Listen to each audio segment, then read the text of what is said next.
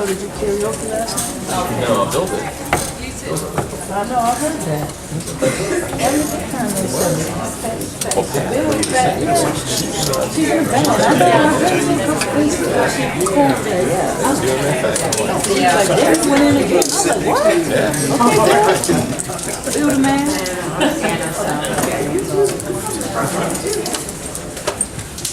DC, what's up, man? You alright? All right. It's your program, man. You better not say that. This ain't gonna be nothing but an overview.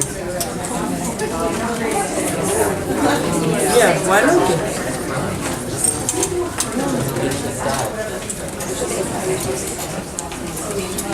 Get some water.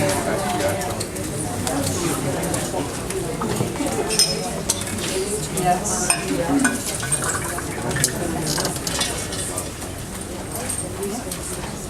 I need some water up there.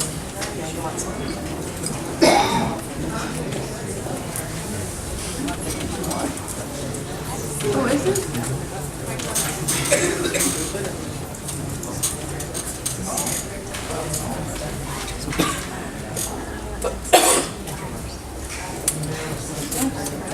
It's pretty tight. Sure. Yes.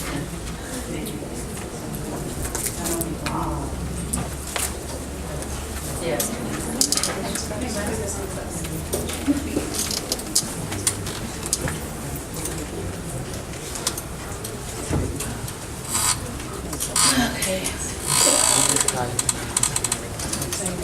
Thank you for coming. Let him know my eyes. I'd like to introduce Brian Marcotte, That's her. Lisa MacLeod, Matt Shields, and Barb Emmons. They're from the Workforce Development Agency, and they're here to present Are You Going Down the Right Path? Hello, everyone. This presentation can be broken up into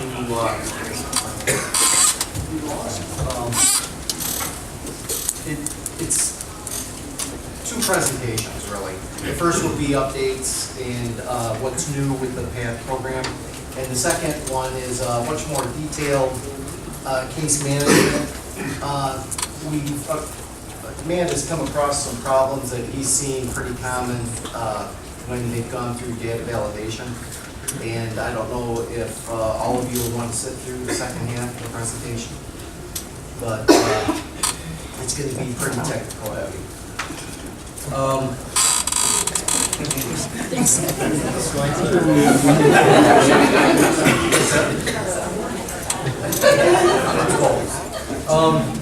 Lisa MacLeod is a senior analyst, and she will be covering the PATH program policy updates.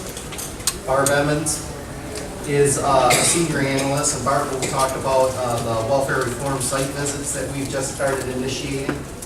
And Matt Shields will cover the data verification process and issues that we've come across.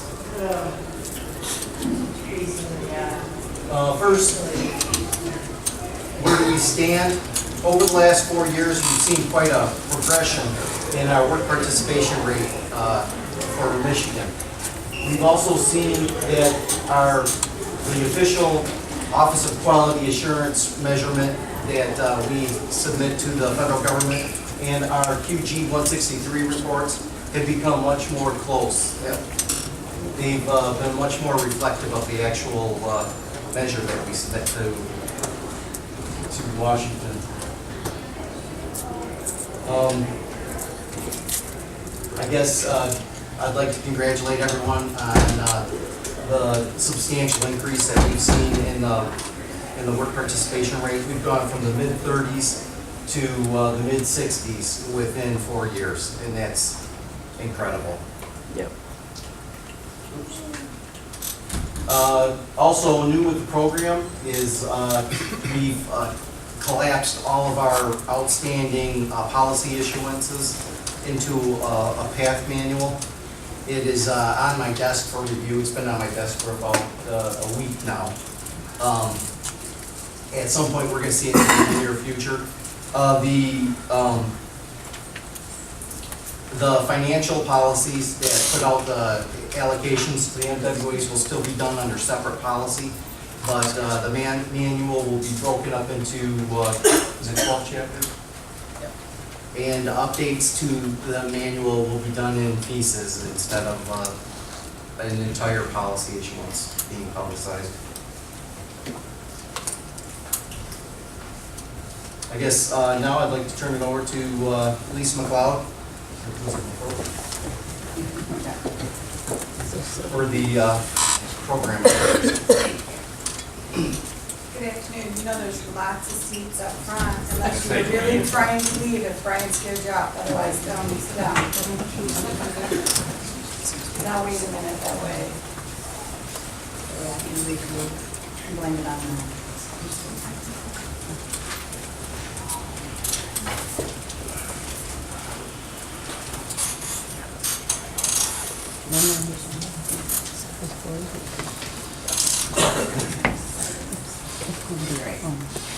Well, I'm Lisa MacLeod. Thank you for joining us this afternoon.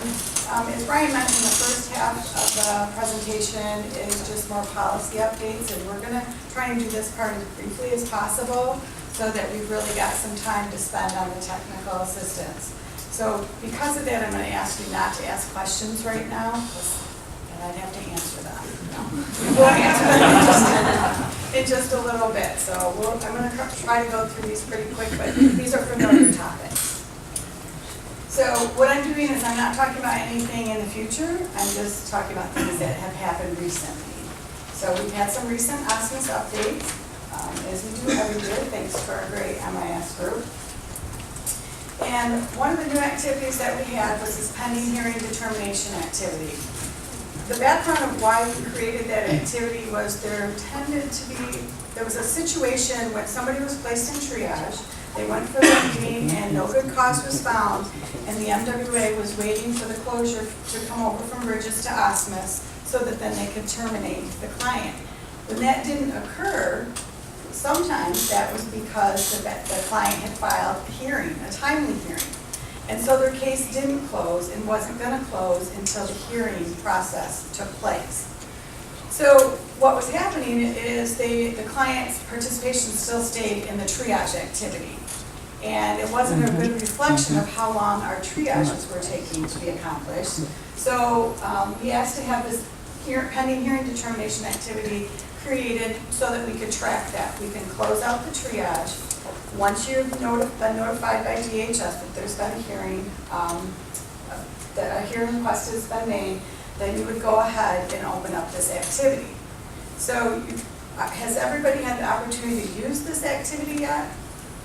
Has anybody? That's a good thing, because maybe nobody's filed hearings. We can look at it positively, or maybe because you weren't really aware that it was there and how to use it. So either way, but I don't think there's going to be we hope that there's not a lot of use for this activity, because that would mean we didn't have hearings. But you're going to use this activity to track the client while they're in the hearing, so it may only be a pre-hearing that you track. And you may stop and close it out once maybe at the pre-hearing, they've canceled their request for a hearing. Or it may go all the way through and you track the fact that they've had their hearing and what the outcome of the hearing is.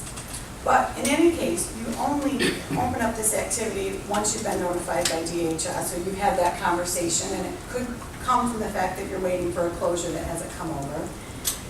If they file for a hearing after their FIP is closed, that doesn't, you're not tracking that. It's not a timely hearing. I'm going to throw one thing out there that somebody gave me an example of one. So I know this is going to happen. They file a timely hearing request, but DHS doesn't process it in time. So the case closes, it shouldn't have closed, they reinstate it, the client comes back with a 4785, they show up because DHS has said, you need to get to your orientation. So while we don't have this in policy, it's practicality. You're going to offer to serve them and you want them to participate in PATH. More likely they're going to say no and they're going to just go back and wait for their hearing. you would then open up this activity and put them in it at that point. Do we have that all worked out? No, because nobody in this room has used the activity yet. So as you use it, if things don't seem to work right, let us know. We'll work on it together. It's just an opportunity to be able to track them and not leave them sitting in triage. So write your questions down, and that's going to make you move on. So. Okay, the second one that this was probably, I don't know when this went in, it went in a few months ago, the termination reason, several months back. The only reason I'm bringing this up is just to kind of give a background on the termination reason employed. This is for path participants only.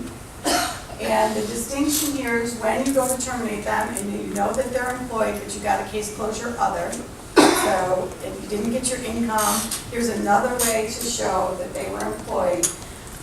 You can use your traditional verification sources, but you don't need to have verification that would prove hours of participation. You only have to have verification that they were employed. So that could be a case note or a phone call or an email from DHS saying, yep, they told me they're employed, I've done my work, yes, they're employed, or with an employer, and it can be right away.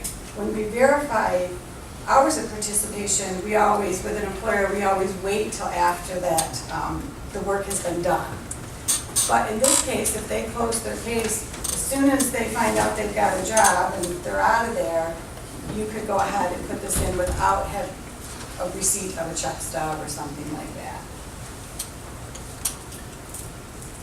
The only other thing I'm going to touch on is the fifth FAP waiver, which of course is probably close to 2 years old now.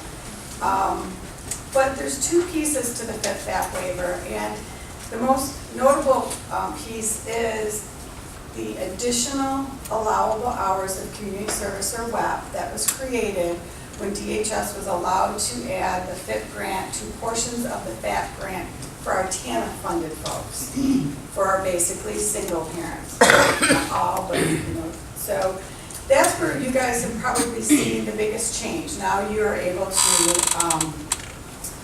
assign more community service hours and potentially meet WPR just with that one activity.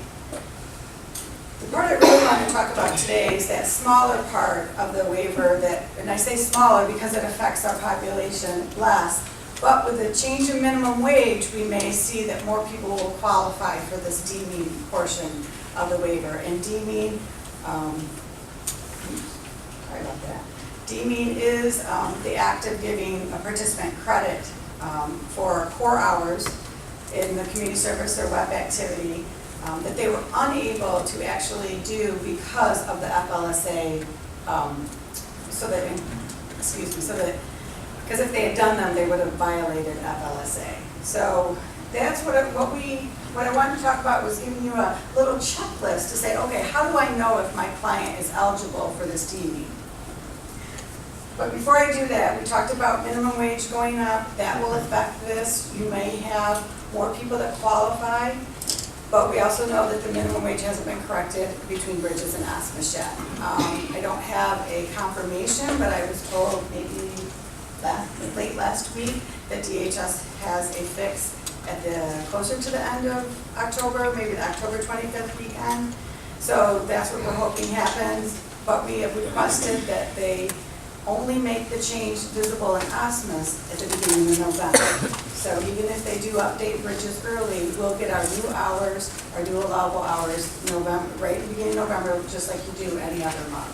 So you'll stay the course for October, whatever Osmus shows currently. So here's our checklist. What do I do if I want to figure out if my customer can be deemed?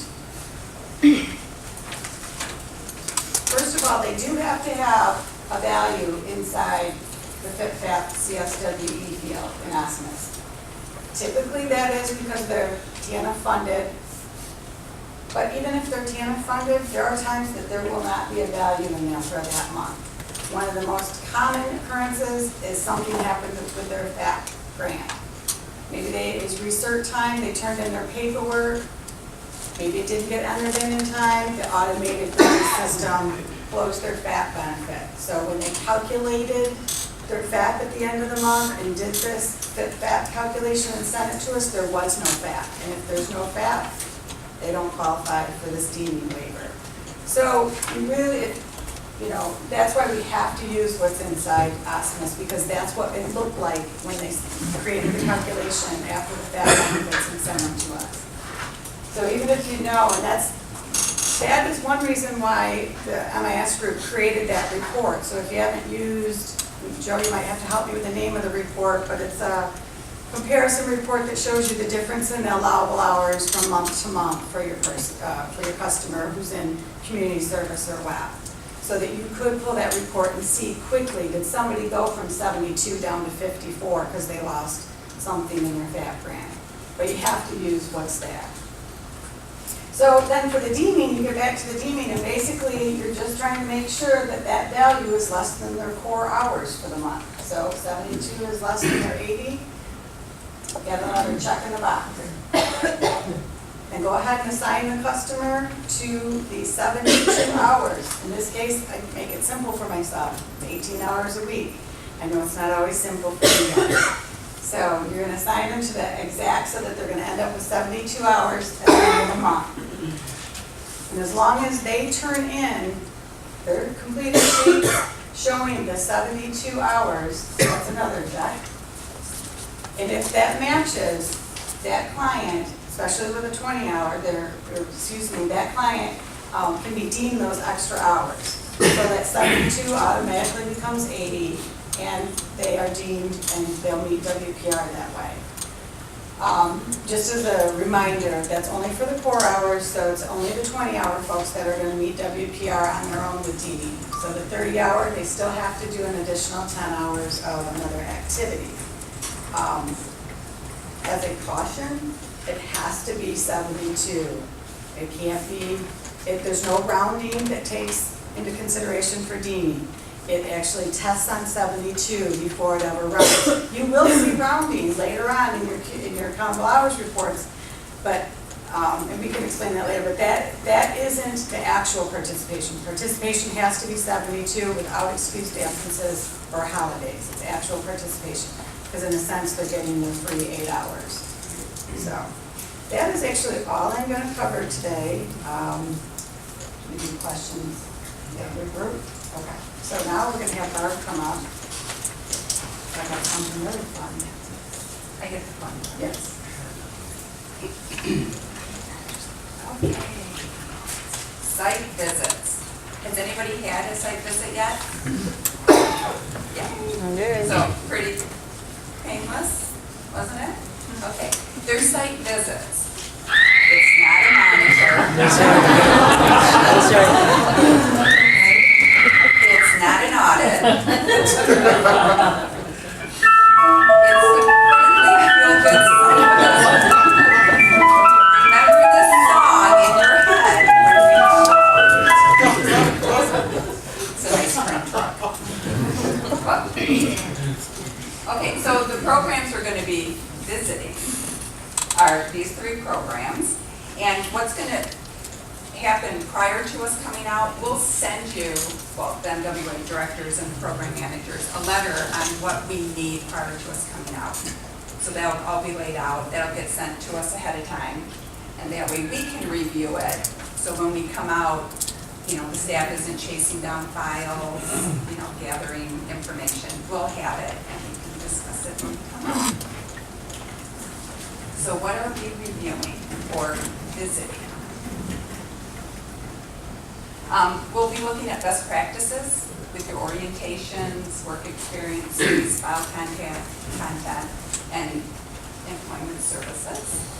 Technical assistance, if you're having issues with some of this stuff, you know, hopefully we can answer it then. If not, we can go back, figure it out, and let you know.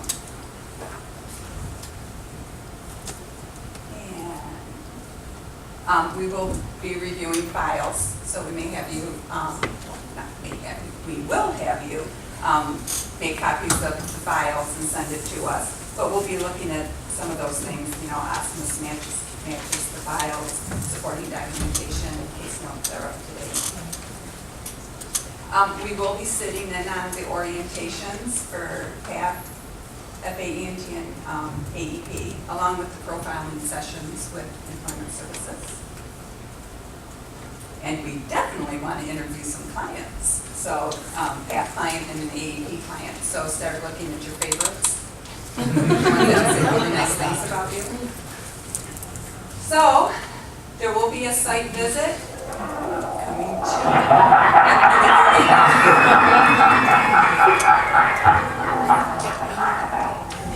Okay, so now fun's over. I'm going to turn it over to Matt. She's going to get. We can try to field questions. Okay. Any questions? Okay. Now he's going to do the down and dirties.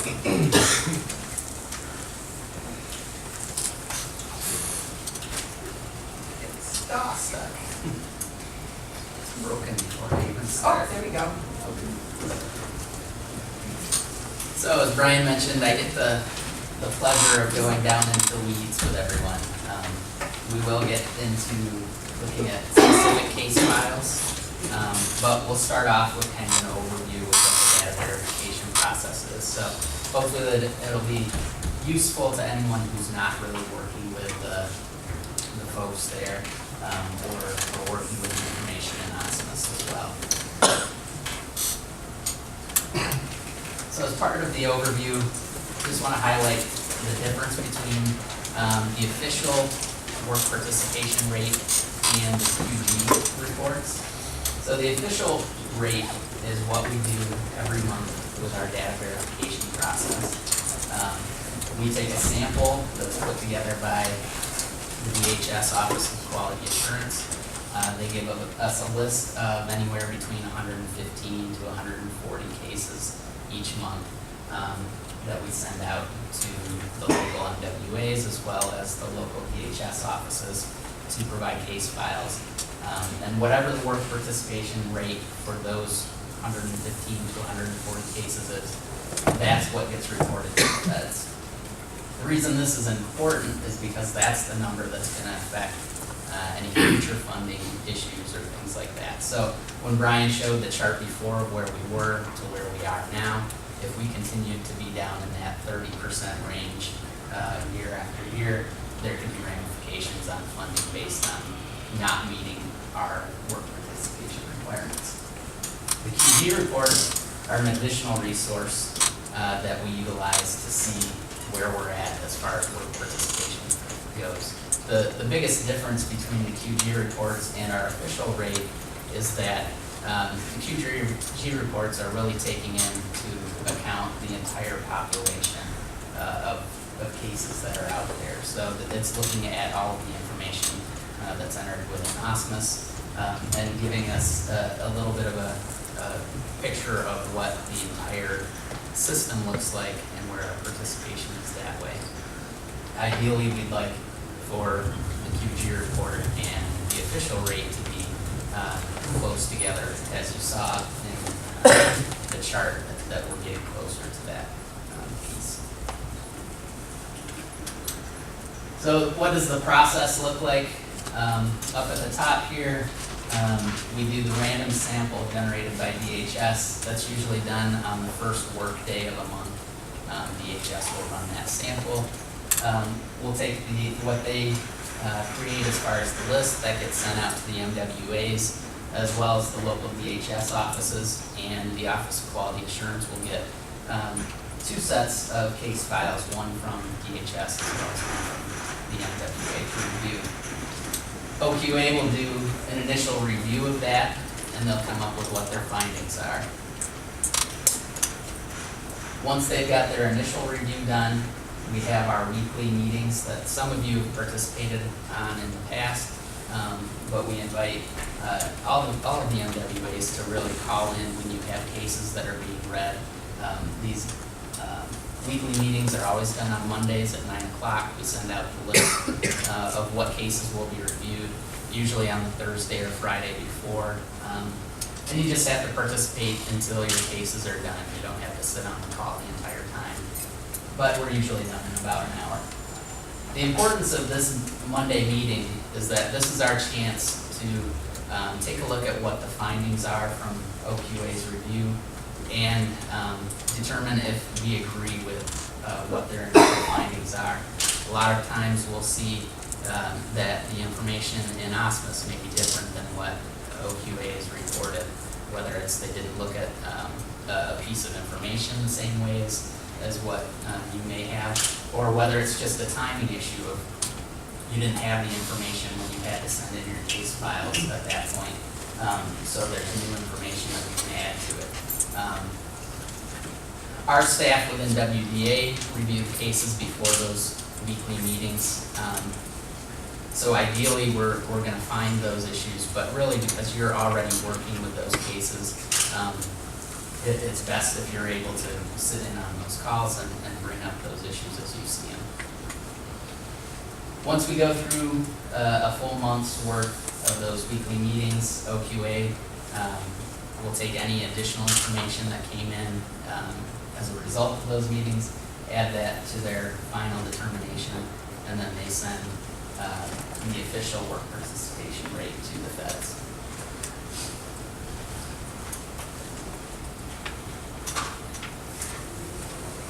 So that's really the overview piece of what that process looks like. Now we want to go into a little bit more of a deeper dive into what are the issues that we see as we review those cases along with OQA. And the intent is really that we track and we identify issues that pop up.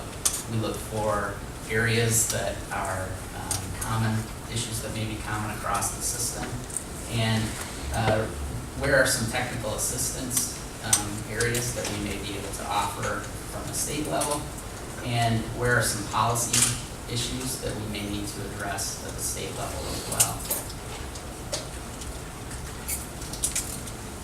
So these are the 4 buckets of issues that we really identify throughout that case review process.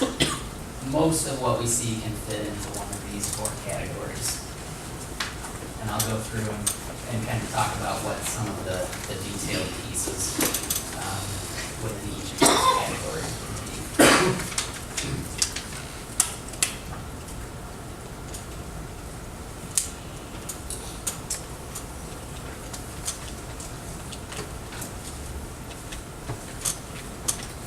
We're going to confuse you a little bit here too, and we're going to try to run 2 different screens so you can see multiple angles of different things at the same time. So, first one is verifying activities over on the far screen there. What we mean by this is it's generally a discrepancy between what's reported in OSMOS and what was provided to us through the request for case files. So this might be where employment hours within OSMOS say one thing and the actual documentation that came in with the case file says something else. The other issue with verifying activities might be where there's a discrepancy between what's in the NWA case record versus what's in the DHS case record. A lot of times what we've seen is a participant will notify their DHS caseworker of a change in job, or vice versa, they'll notify the NWA of a change in job and they haven't notified the other agency of that. And so within our Monday morning meetings, we're seeing that where that discrepancy takes place, and we may have to ask for some additional documentation or verification to see where that issue came in at, and whether it's something that this person can still meet work participation, or whether it's something where it was really just a breakdown in communication, and that's an opportunity for technical assistance.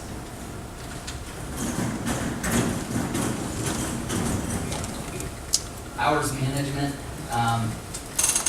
Really what we want to highlight here is that within data verification, hours management entails monitoring when and how hours are utilized and moving hours within policy in order to make the most effective use of those hours to meet work participation. Since the federal government allows us to move hours into what's called other non-countable hours, or ONCH, we want to make sure we're doing that effectively, so that we're able to preserve hours within job search and voc ed particularly. Hours management also entails planning ahead to meet work participation. In particular, we see an issue with failing to plan ahead for the 5th week of job search. For those of you that aren't familiar with it, you're only allowed to have a participant job search for 4 consecutive weeks, where it will count towards their work participation. Once you hit that 4th week, the next week has to be an open week, and you can't count any of those hours. OSMIS is set up to where it won't count those hours for you, but if you're taking a look at your accountable hours reports, you're managing those hours, you can make your own rate within those hours to make sure that you're using your hours in the most effective way possible. Another hours management issue is the effects of averaging. We see this a little bit less, but as the federal averaging rules get applied to actual hours, there are times where it can be used to your benefit. And we'll show you a case study where that happens.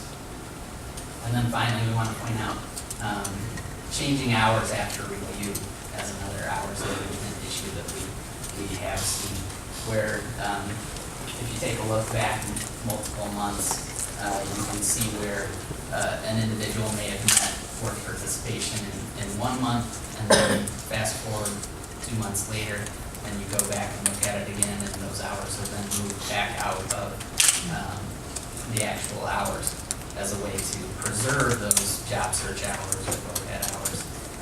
So we just want to make sure that we'll talk a little bit about moving hours around, but bear in mind that you can only move hours if they're not going to affect a previous month's work participation rate. So if you met work participation in August using 4 consecutive weeks of job search, and you get into September, and you need that first week of job search in order to meet work participation for September, you can't go back to August and move those hours because you already used them in August to meet. Now, if that participant did not meet work participation for August, all of those August hours really should have been moved to ONCH in order to preserve those job search hours, in which case you can move those in order to meet for September.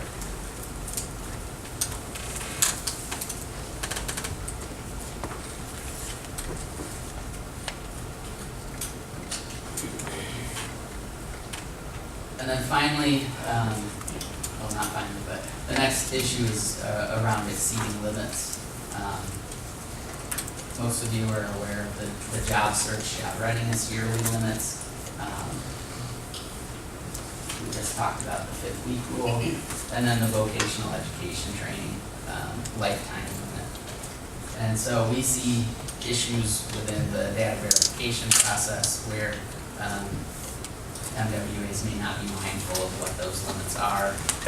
So we'll take you through a couple of case studies where we take a look at what some of those effects of not really managing those limits can be.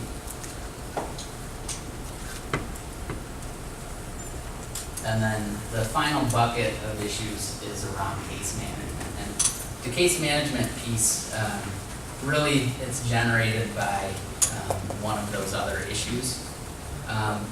For example, if you have a participant that's exceeded their yearly job search limit, the case management piece to it is that really you need to identify that before they exceed that limit so that you know to get them engaged in a different activity.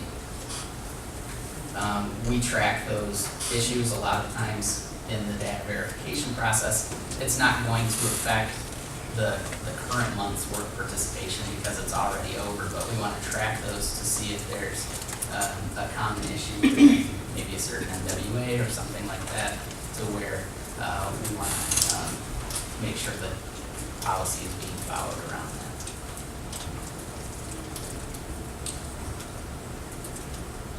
So now we can jump into the case studies. So with the exception of the verifying activities, which really we handle that in real time based on those Monday morning meetings or as we're looking at the files.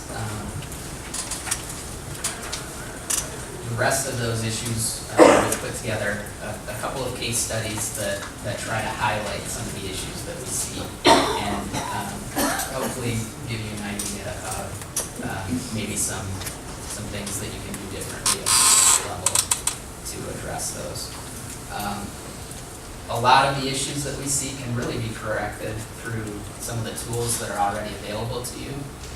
Most notably the accountable hours report and the limits history reports. And we're going to talk about these case studies really from the angle of a reviewer, someone from OQA or someone from our agency that are looking at the details, looking at the reports, and really focusing in on meeting that work participation rate. So not necessarily in this session are we talking about what may be best for the client. We're strictly talking about how do we get that work participation rates.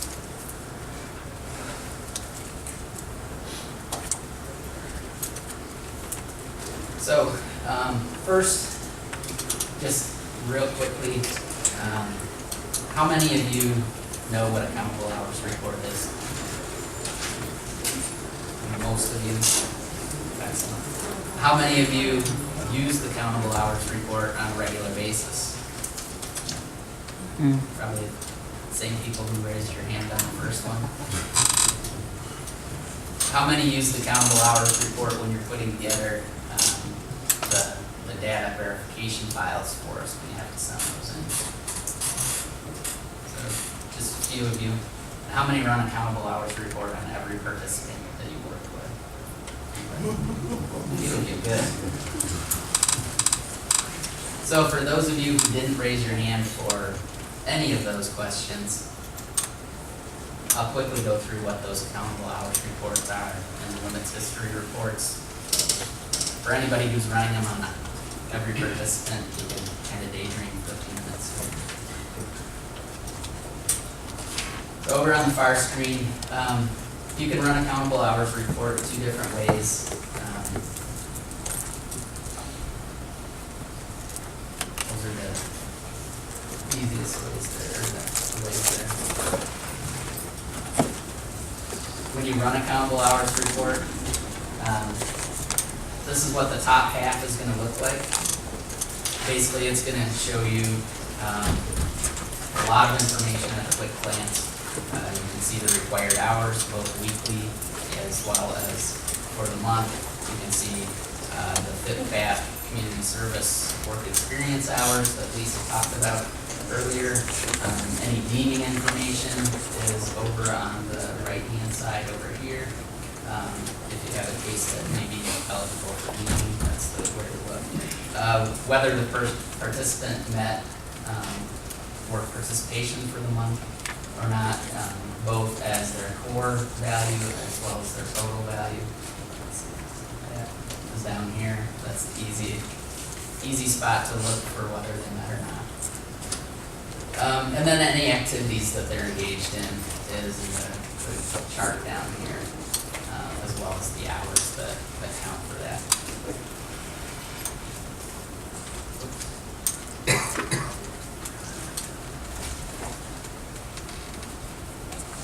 On the same accountable hours report, on the bottom, you'll see a limits history report for each of the individuals that are on that fit case.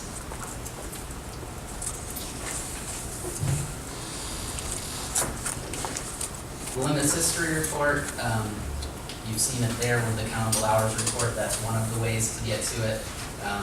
Over on the far screen are two other ways to get to that report as well.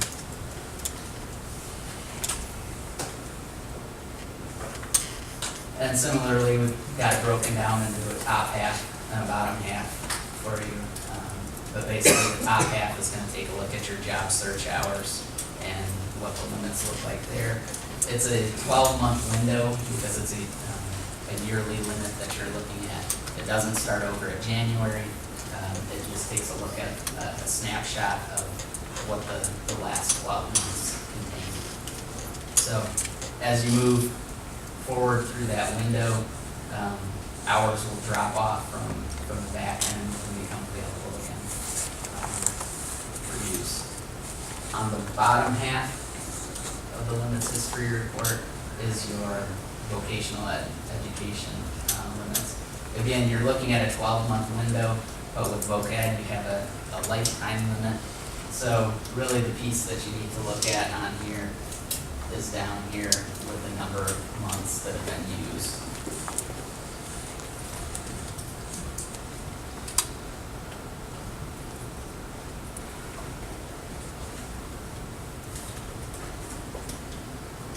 So with that, any quick questions about those reports, because we'll be looking at those a few more times throughout these case studies. Now this part, you don't really have to hold your questions to the end. Through the case studies, we'll get through whatever we can get through. If you have questions, if you have best practices that you're using in your local area and you want to bring something up, feel free to do that. We want this to be a little more interactive through this portion to make sure that it's useful for you.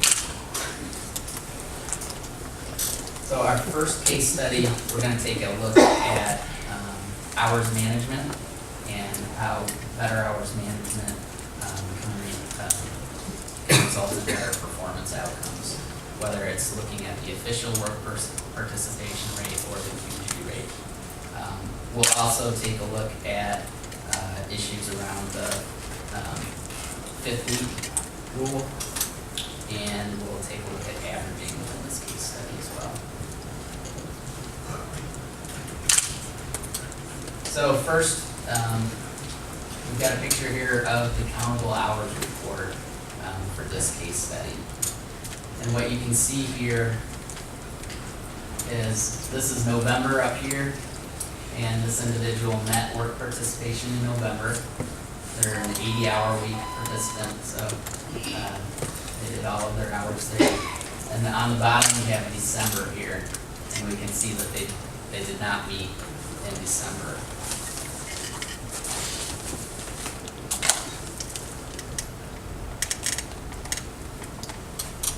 So I know this is really small and hard to see, so we blew it up over on the other screen, so you can just see those same boxes correlate there, that they met work participation in November and not in December.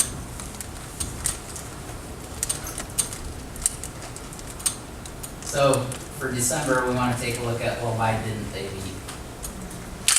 If you look all the way over to the left there, you can see that there was a 5th week within December that they ran into. So they lost 20 hours because they hadn't managed that 5th week. And then if you look on the right-hand side of that report, you can see the effect there on it. But then you can also look and see in the ONSH column that they had 24 hours reported as ONSH within that month too. And so what that tells me is that there may be an opportunity to move some hours around to see if they can meet work participation for the month.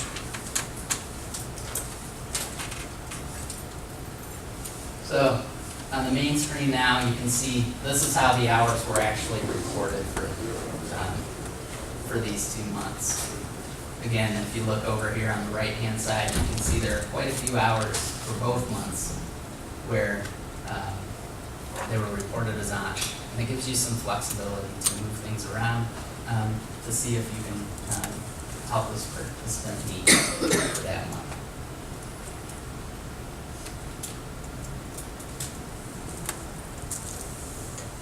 Now if you take a look over on the far screen,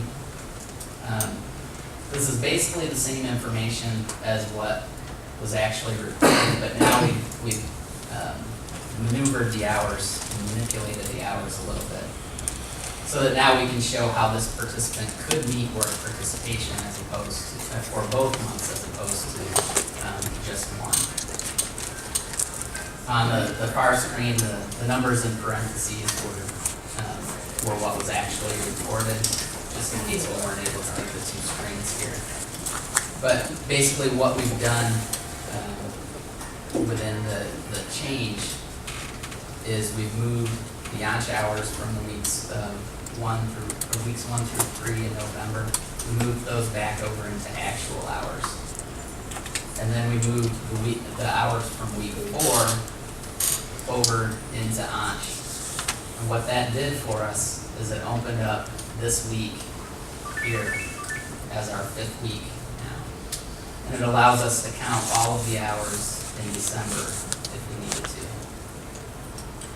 By doing this, we end up, if you total out what our new actual hours are over here, we end up with 78 hours for November and 80 hours for December.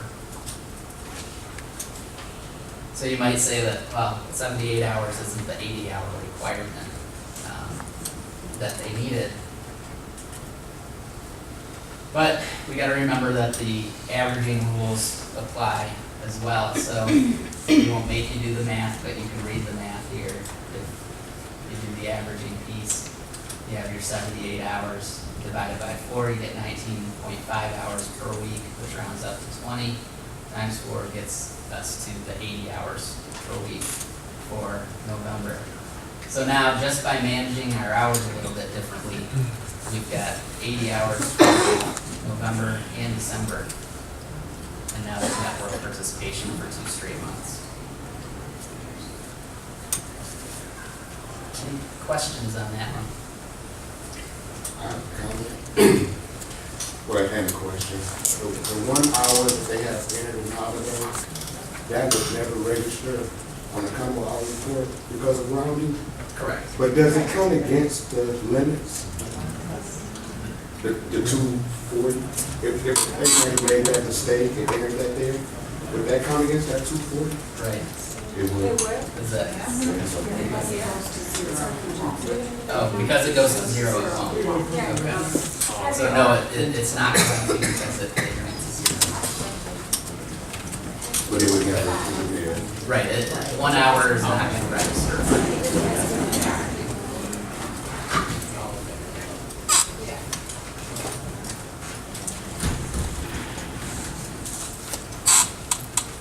Alright, so on to case number 2. What we did with case number 2 is we want to fast forward now. Case number 1 was for November and December for that participant. We're going to use that same participant, and these are real cases, so hopefully you didn't recognize those specific hours from so this is a real case. We fast forward now all the way to June of 2014 for that same case, and this participant remained in job search as their only activity for that entire time period. So that's what we're going to look at now. The issues that we'll see here are exceeding their job search yearly limit, as well as hours management. And then we want to show the cumulative effect that some of those decisions have, or some of the not monitoring that activity might have for future. So again, we'll start with countable hours report. Again, this is for June of 2014. If you can see it here, they had 64 actual hours in June and 6 hours in ANCH for a total of 70 hours for this month. So we can see that it was insufficient hours for participation just on its own. But we also want to note that out of those 70 hours, 64 of which were reported as actual, none of those hours count for anything.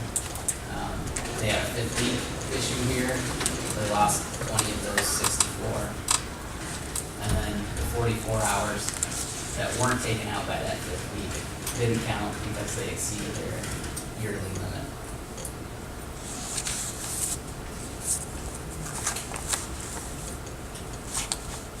So strictly looking at it from the hours management perspective, all of those hours really should have been recorded as notch, because they were unable to count towards meeting work participation.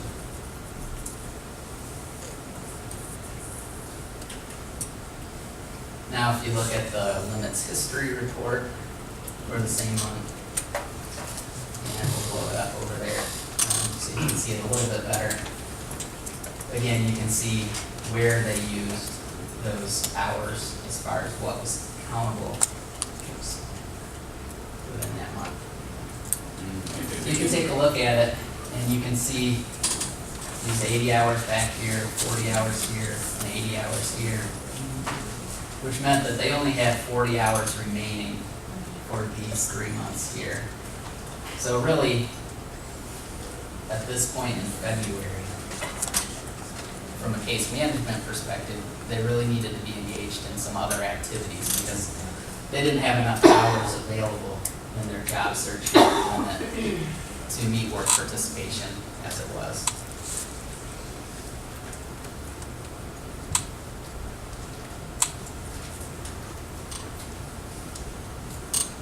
So this is just an easier way to take a look at what was recorded over the 8-month period between case study one, and this case study. We see they met in November, and they didn't meet the remaining 7 months there. We already showed you in case study one how they could have met in December. We could go through a similar process, and we could show you that in February, they could have met as well if they managed their hours a little bit differently. But we're not going to go through that process this time. What we want to show you in this case study, though,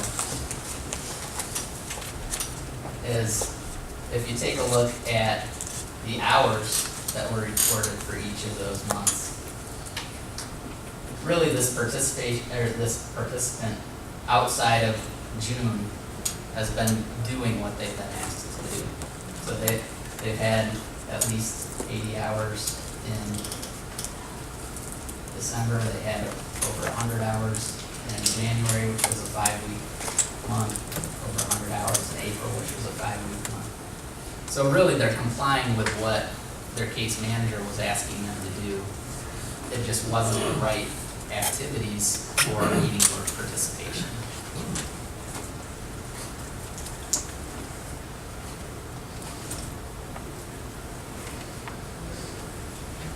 Then over on the far screen, the last thing we wanted to look at for this case study is the cumulative effect of not moving hours to ANCH when they could be, as it relates to job search. So if you look over there, you can see the difference here. This line is the countable hours. Gets you to your 240, which is what their yearly limit is here.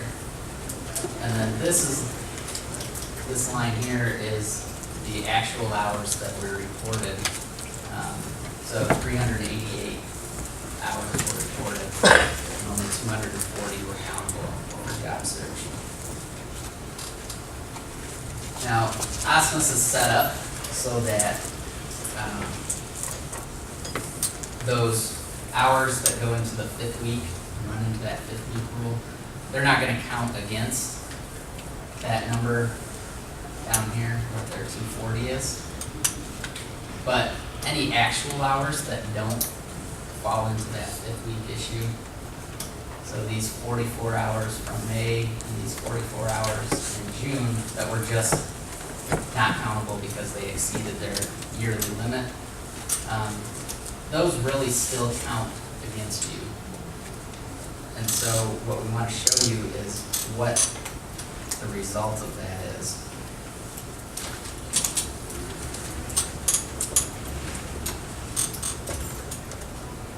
So here we have the countable hours report again. It's showing 240, that's what they can do. If you just look at this countable hours line again, they're 240. You can see this 80 here is the first time they used their job search hours. So if you're thinking of this limits history report as a window, you would think that this following November, those 80 hours are gonna drop off and they'll be available to use again. But the issue is those 44 hours from May and 44 hours from June are still gonna count against you. So when November rolls around, these 80 hours will drop off of this countable hours line, but those 44 hours from May and June are still counting against us. So 80 of those 88 there are gonna pop back up on this countable hours line now, because Osmus and data warehouse, where the information comes from, is taking a snapshot again. And so now it's still looking at those hours as now they're countable hours, and they're falling into that. So really what you end up with is when November rolls around, we're still 8 hours over our 240 that are counting against this participant. So in reality, it's not going to be until January of 2015 before this participant has enough hours remaining in their yearly job search unit to only be in that activity again. So because the hours weren't managed early on, we effectively turned that yearly limit for job search into a 15-month limit. Any questions on that one? Anyone have a headache from looking at the numbers? Okay.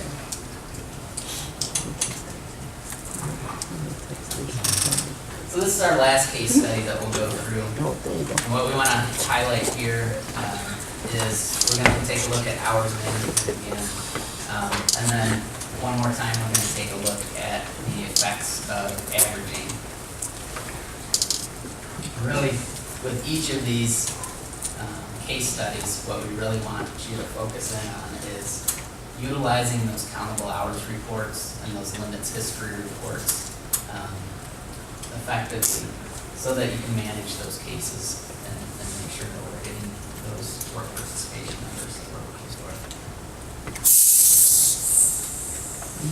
So again, we'll start with the countable hours report.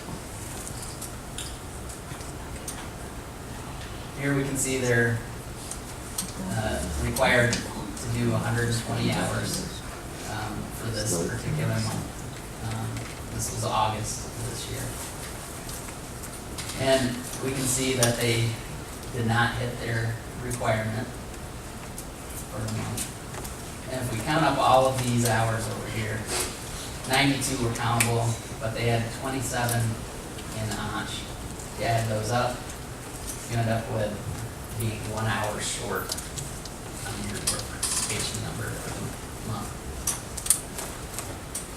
So to me, as I look at that, I would want to take a closer look to see, is there somewhere that we can squeeze that 1 more hour out to make sure that we're getting credit? Because this participant is really doing, for the most part, what they're asked to do. Is there a way to make sure that we're getting credit for it? So the first thing that I want to look at is whether they've exceeded their job search limits. If they've exceeded those job search limits, that's why they were reported as ANCH, and they wouldn't count anyways. But if we look at the limits history report on the far screen, we can see that they have plenty of hours available. So that's not going to be an issue here with this case. The next thing I want to look at is with their, is there any reason that we couldn't count those hours? So was there a 5th week in there that we had to be aware of? And that's why those were reported as ANCH. So in this case, we can look and we can see they had 2 weeks here before the report month. But all of those hours in those 2 weeks were reported as ANCH, which would have been the correct way to report them in this case, because their case wasn't open during that month, and didn't have the ability to meet as it was was. So we can see that that's not an issue here for this case. So we can move on, and it tells us that we have the ability to move hours if we need to. And then the other thing that we can see is really they already reported 1 hour in each of those weeks, where the majority of those on hours came from for this month. So there's no reason that we can't move hours around if it makes sense to do so. So the last thing we'll do is we'll look at whether adding those on hours back into the actual hours will make a difference. If they can make a difference, then we want to move them back in and they can meet with participation. If they don't make a difference, then we want to make sure that we move all of these other job search hours into ONCH as well, so that we preserve them for a future month where they could meet. So here, this bottom part of the chart here, I'll take you through the math again. But you end up, originally it was 52 hours of job search that were reported. You add those 27 back in from ONCH, you end up with 79 hours in job search, and those will round up to 80. So just changing that one thing will get you to your 120 hours in this participant would meet.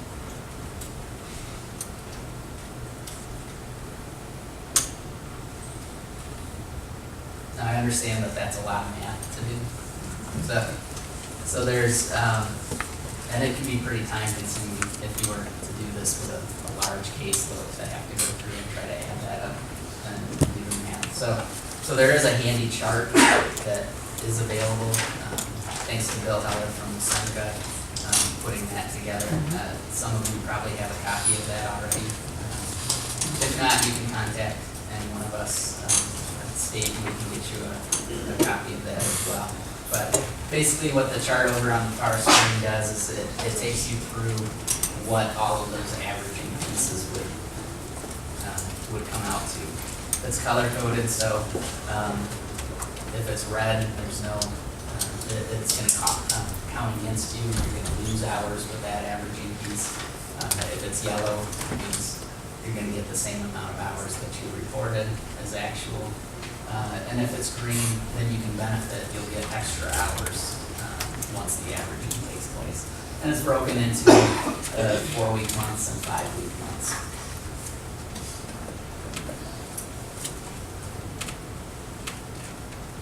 So there's the same chart that's over here.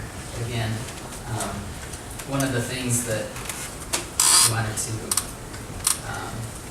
remind you of, though, is that with averaging, you've got to make sure that you're averaging the proper way, the same way that OQA is going to average when they do their case file review.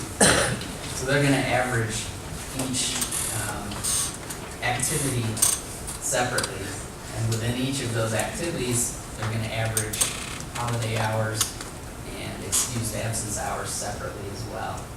So if you were just to take a look at the actual hours that were entered, came out to 117. If you didn't do each of these activities separately and you took a look at the chart, you'd find out that the 117 would not get you to 120 hours that were required.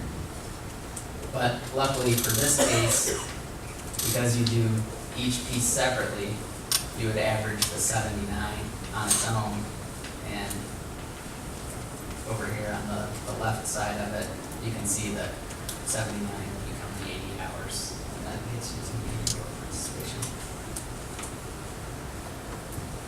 And then we didn't mess with any of these hours from what was actually reported, so you know those are already equal to where they would be.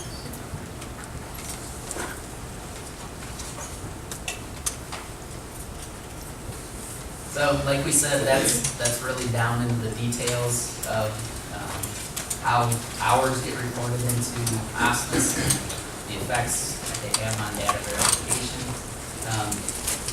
Each month, we probably get 15 to 20 cases out of those 100 to 140, where we find some sort of issue like that could be done differently as far as casing management goes. Generally what we do is we're only going to come back to the MWAs on those cases that will affect work participation for that month. We're not going to come back to you with every averaging issue that we see or every case management issue that we see, only if it's going to affect that month's work participation.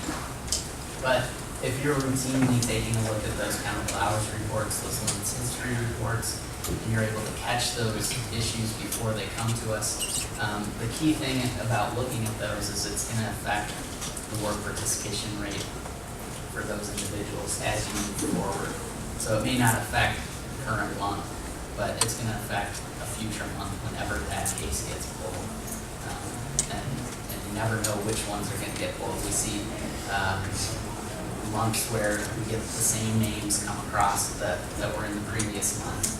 And if there were issues with it in the previous month, it's going to hit us again and burn us again. So it's really important to take a look at those cases as they come across your desk and before you're sending them in to us, and making sure that there weren't any random hours out there that we could have gotten credit for in that process. So with that, we can open it up to questions for any of the data verification pieces or really anything that you've heard today.